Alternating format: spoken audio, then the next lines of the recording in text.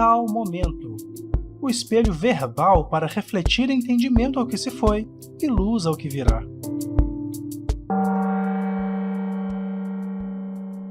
Bom dia para você nesta segunda-feira, no nosso reencontro desse tal momento. Para mim, continua sendo uma alegria muito grande te encontrar aqui nesses instantes. E eu agradeço sempre a sua presença, a sua audiência e desejo que eu possa falar algo interessante o suficiente para você compartilhar esses minutos com outras pessoas, divulgar a palavra da terapia, divulgar a palavra desse tal momento, que nada mais é do que reflexão sobre as coisas do nosso dia a dia. E hoje eu vim falar de algo que me apetece muito, porque afinal de contas está vinculado diretamente à minha profissão, que é o processo terapêutico. Bom, eu já me apresentei aqui outras vezes, mas você que está chegando hoje talvez tenha preguiça de ir lá escutar o primeiro podcast de apresentação, e eu quero vir te dizer aqui agora para introduzir o nosso assunto, que eu sou terapeuta complementar da saúde. Eu trabalho com basicamente 3 terapias de forma cotidiana, que é Reiki, programação neurolinguística e auriculoacupuntura. Eu sou mestre em Reiki, tenho master em programação neurolinguística e tenho também uma formação na medicina tradicional chinesa, utilizando a orelha como um microsistema do corpo para poder auxiliar as pessoas com algumas necessidades fisiológicas e energéticas. E hoje eu vim falar mais uma vez um pouco a respeito do processo terapêutico, para que possamos talvez desmistificar um pouco do que é fazer terapia, de como ajuda a fazer terapia, por que aquilo que nós executamos aqui é terapia e como que isso pode te ajudar no seu dia a dia. Você provavelmente tem aí desafios, você ou estuda ou trabalha e estuda, ou tem um convívio direto com a sua família, ou você está sozinho e lida com a solitude ou a solidão, depende de como você encara com o processo de não estar cercado por pessoas. Você paga contas ou você tem as suas contas pagas por alguém, você está passando por um processo talvez de dificuldade no trabalho ou dificuldade na sua família, e eu não preciso de ser adivinho nem místico para poder falar sobre essas coisas da sua vida, porque afinal de contas eu joguei no ar inclusive oposições de situações de que qualquer pessoa que esteja viva estará passando, né? Oposições de estar acompanhado ou estar sozinho, de morar com a família, ou de ter que virar, né, resolvendo todas as próprias questões, de estar empregado ou desempregado, com saúde ou sem saúde, fatidicamente você estará num campo ou em outro, né? E eu não preciso ser um adivinho para saber disso. Basta saber que você está vivo. Se você está vivo e está me ouvindo, você vai estar enquadrado em alguma dessas situações. E nem sempre a gente precisa saber lidar completamente com essas situações. E as terapias que eu trabalho, inclusive, tem um quarto guerreiro trabalhando assim por fora, mas que eu lido com ele de forma diferente aqui no consultório, que é a hipnose, é um quarto cavaleiro. Atendo com a hipnose aqui no meu consultório também, mas em casos muito específicos. Mas enfim, eu tenho visto na internet muitas formações terapêuticas à distância, muitas pessoas oferecendo cursos de várias técnicas, inclusive dessas que eu trabalho. Eu já vi curso de auriculoacupuntura pela internet online, já vi cursos de Reiki online, formações várias, inclusive de programação neurolinguística também, que eu acho que é talvez mais acessível de forma online, mas que também exige uma destreza imensa do profissional que está ensinando, porque a parte prática precisa de pessoas em todos esses cursos, né? Todos eles precisam de ter alguém para poder praticar e fazer testes, vamos falar assim, né? Perceber a funcionalidade antes de você enfrentar a vida de um consultório terapêutico, né? Então, aqui a gente vem trazendo a responsabilidade para quem quer ser um terapeuta, né? E para você que está procurando um terapeuta sério. É muito difícil estar nesse meio principalmente quando você, assim como eu, não vai ter um diploma acadêmico da psicologia, até porque, né, o CRP não permite muitas junções de outras técnicas que são complementares à prática da psicologia em si, mas as terapias chamadas integrativas ou complementares, e algumas pessoas que chamam elas de holísticas, elas enfrentam um grande preconceito por parte de outros profissionais da área da saúde, e eu compreendo esta distância, né? esse distanciamento, porque de fato nós estamos falando de uma área que é muito fácil de haver charlatanismo, de haver um trabalho mal feito e lidando com a própria saúde mental e emocional das pessoas.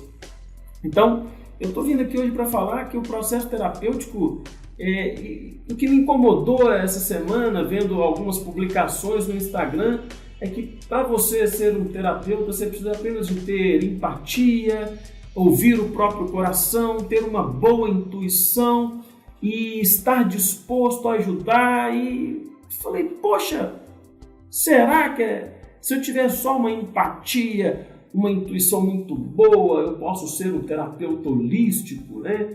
Estar atento às minhas intuições e tal, e ouvir as pessoas com carinho e com atenção? Será que isso me dá bagagem suficiente para poder auxiliar e oferecer ferramentas que saem da obviedade para as pessoas que estão buscando viver de uma maneira melhor dentro da própria intimidade?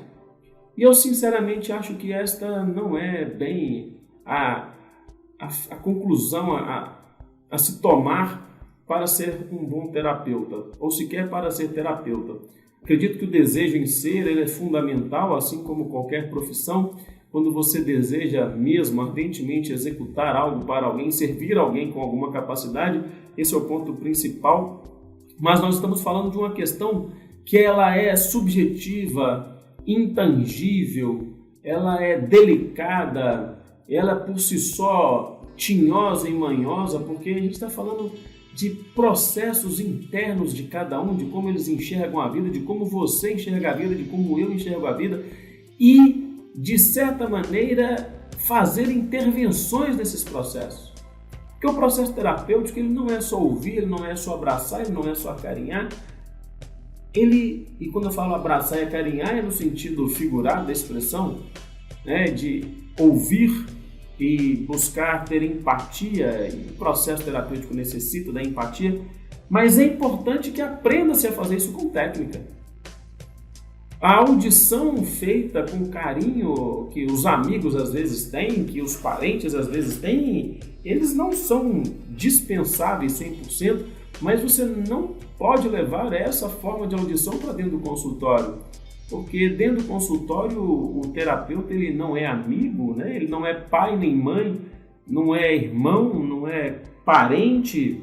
E da mesma maneira que algumas relações familiares se confundem aos pais quererem se mostrar como amigos dos filhos e somente amigos, e esquecem algumas vezes, ou os próprios filhos acabam confundindo, deixando um pouco a hierarquia familiar de lado, e o respeito fica comprometido quando essa linha some. Então, os pais, quando querem ser amigos, é importante entender que tem amizade, mas chega uma linha em que determina a responsabilidade, né, maternal, paternal, do cuidado com aquele ser que extrapola a amizade, onde uma voz, às vezes, precisa ser ela hierarquicamente superior, de comando, né, de ordem, para que a educação seja feita, né, na postura mesmo, nos exemplos. E no processo terapêutico a mesma coisa.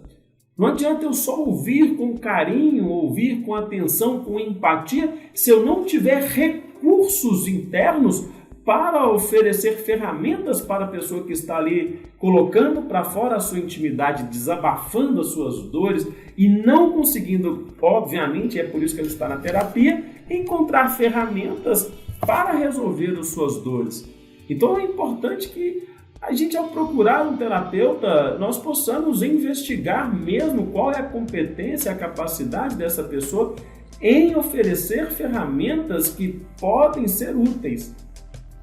E aí alguém fala, cara, mas a terapia é um processo também subjetivo, onde, né, o outro ele vai usar como ele der conta e como ele bem entender. Sim, mas se ele chega no consultório e ele encontra um guru que vai dizer para ele o que é certo, o que é errado, o que ele deve, o que ele não deve fazer, a vida fica comprometida num nível complicado.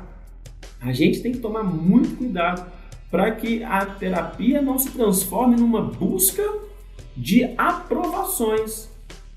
E aí, volto a dizer que eu vi essa publicação na internet recentemente e eu falei, poxa, é por isso que é difícil, como um terapeuta complementar ou integrativo, ter ali um certo reconhecimento de outros, né, da área da ciência, da saúde, porque é importante olhar com mais profissionalismo essas profissões.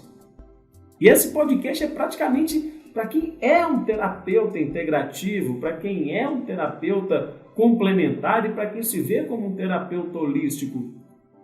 Debruçar em estudos sobre o comportamento humano é o que provavelmente vai te paramentar a ser um terapeuta. Um curso de Reiki não te faz um terapeuta. Ele te habilita a transmitir energia Reiki. Um curso de Theta Healing, enfim, auriculoacupuntura, um curso de que você pode fazer de constelação familiar, essas coisas não formam terapeutas. Elas te dão ferramentas. Mas é importante porque o curso de Reiki, eu posso falar isso porque eu sou mestre em Reiki, eu lido com Reiki há mais de 12 anos na minha vida, e o curso de Reiki não te ensina a ser um terapeuta, te ensina a ser reikiano. Um curso de auriculoacupuntura não te ensina a ser terapeuta, te ensina a ser um profissional que coloca agulhas e sementes e esferas na orelha das pessoas. Ser um terapeuta é outra coisa, né? Quando você faz um curso de programação neurolinguística, ali você já começa a ter uma base, por exemplo, né, de como ter uma escuta profissional, uma escuta técnica, para você lidar com os problemas das pessoas, para você não se envolver no problema das pessoas. Através da programação neurolinguística, você vai ter ferramentas, mas ele também não necessariamente te forma um terapeuta. E aí é importante você se paramentar para ir ao consultório como um profissional e então entendendo qual que é o seu trabalho, aonde você tem, qual que é a sua posição diante dos problemas das pessoas. Então, quando você for procurar um profissional da área da terapia integrativa, da terapia holística, cuidado para você não estar diante de um guru ou de um resolvedor de problemas. E é um risco, né? E eu falo porque eu sou terapeuta e no começo da minha história eu já tentei resolver problemas que não me pertenciam e eu vi que isso não dá certo. E eu precisei de cursos para aprender que o terapeuta não é um resolvedor de problemas alheios. Ele oferece ferramentas. Porque nós estamos falando de estruturas profundas. Eu recebo aqui no meu consultório pessoas que de fato carregam dramas que passam do abuso sexual na infância ao espancamento em relações, a doenças terminais. Eu passo a pessoas que estão lidando com traumas há mais de 10 anos, com síndromes de pânico, de ansiedades, de depressão. E a causa, a raiz disso é a parte mais profunda da intimidade emocional e psicológica do ser, e não dá para entregar essa parte nas mãos de qualquer pessoa, definitivamente. Então aqui é uma chamada mesmo. Se você conhece um terapeuta holístico, um terapeuta integrativo, um terapeuta complementar que trabalha com essas técnicas, né, já citadas aqui por mim, olha, se você conhece essa pessoa, e se você é amigo dela, fala, pergunta mesmo, questiona o quanto ela busca aprender sobre filosofia. Uai, cara, mas para ser terapeuta é importante saber de filosofia? Óbvio! Porque você só vai mudar a sua vida ao mudar a filosofia de vida, e é importante você aprender a flexibilizar mais as suas escolhas. Grande parte dos problemas humanos é por polarização. E a filosofia de vida, ela é modificada ao contato com outras filosofias. E a filosofia é a parte da vida que ensina a flexibilizar ou, quando necessário, enrijecer alguns processos. E a gente, para fazer isso, você que está me ouvindo, é preciso estudo, é preciso ampliar, como diz na programação neurolinguística, um mapa mental para aprender a lidar com várias perspectivas diferentes da minha própria, que sou terapeuta, para que eu não venha a entrar no consultório e querer empurrar aos meus pacientes a minha maneira de enxergar o mundo. Eu não tenho que ensinar as pessoas como eu lido com o mundo, mas elas têm que aprender a lidar com o mundo da maneira delas, inclusive sem os filtros mentais que já foram impostos para ela em outras ocasiões, pela família, pelo ciclo religioso, pelo ciclo profissional, e ela já está se vendo com um monte de filtros mentais. É importante que ela se veja com menos filtros mentais, para que ela enxergue a vida com os próprios olhos. E é para isso que serve a terapia. Então, o podcast de hoje vai te falar que a terapia é um processo. Você não vai chegar e vai resolver a sua vida com uma sessão. É importante que você esteja disposto a fazer um processo. É autoconhecimento mesmo. Terapia é para você se conhecer, é para você entrar em contato com partes que você está correndo há muito tempo, que você está evitando. Só que eu sei que para você entrar em contato com algo que você está evitando por medo, é importante que você tenha alguém que seja bom para te dar a mão e te falar, vem comigo que eu vou te ajudar. Então, se você está em busca de terapia, pesquise mesmo como é o terapeuta que você está querendo se entregar a ele, porque é uma entrega da sua intimidade, do seu psiquismo, é uma entrega. Então avalie, busque conhecer, busque saber, sabe, como essa pessoa trabalha, experimente mesmo, faça uma sessão para você ver se vai ser bom para você. Não se permita só receber, mesmo que por conta de um terapeuta, só mais um filtro mental para você agir como ele te disser. A terapia é para te dar autonomia, para você aprender a olhar a vida com seus próprios olhos. E a terapia é uma experiência maravilhosa. Terapia bem feita, ela cura pela palavra ansiedades, depressões, ela cura pânico, ela devolve o sentido da vida, ela abre, expande a maneira de perceber o mundo. Ela faz a pessoa abandonar remédios, porque remédio não cura, remédio é paliativo. O que cura depressão e ansiedade é mudança de perspectiva. Então, é isso. Se permita fazer terapia, se permita se entregar ao processo terapêutico e esteja sempre com a consciência de que a terapia ela é uma ferramenta para você ampliar os seus horizontes. E você que é terapeuta e está me ouvindo, por favor, estude além da técnica que você aprendeu. Estude o comportamento humano, relações interpessoais, para que você possa não ser um treinador. Eu não queria usar a palavra coach, porque não é pejorativo, mas para que você não seja alguém que vai ficar dando regrinhas de viver para as pessoas. Não dê regrinhas de viver para as pessoas. Dê ferramentas para que as pessoas possam descobrir como viver a melhor vida. E eu agradeço a sua atenção, o seu carinho, e segunda-feira que vem estaremos de volta aqui com mais um assunto. Um beijo no seu coração e até a próxima.